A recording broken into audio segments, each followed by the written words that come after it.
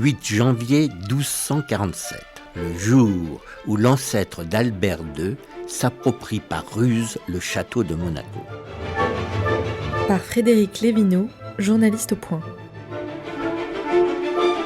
Au XIIIe siècle, les ancêtres de l'actuel prince de Monaco n'étaient pas des mollassons avachis dans un palais doré, mais de véritables hommes de guerre italiens, n'hésitant pas à patauger dans le sang. Le plus célèbre se nommait François Grimaldi. C'était un Génois rusé et féroce appartenant au parti guelfe réuni autour du pape.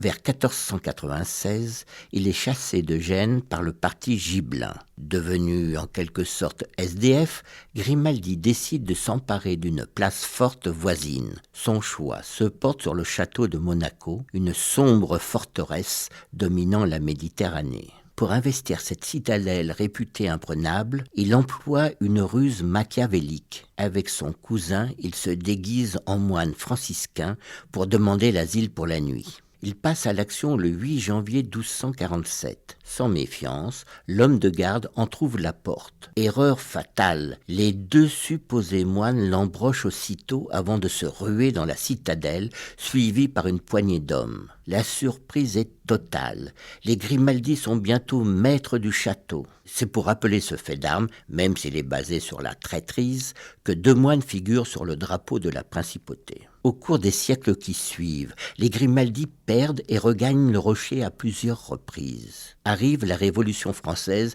qui leur est fatale. Lors de l'abolition des droits féodaux en août 1789, ils sont évincés de la principauté. Et 4 ans plus tard, Monaco devient même entièrement française sous le nom de Fort Hercule. Après la chute de l'empereur, les Grimaldi retrouvent leur cité, désormais placée sous la férule du royaume de Sardaigne. Finalement, en 1860, la principauté de Monaco se retrouve libre et indépendante. C'est ainsi que le 29e prince de Monaco, Albert II, règne sur un royaume d'opérette. Une série réalisée par Megan Kieki.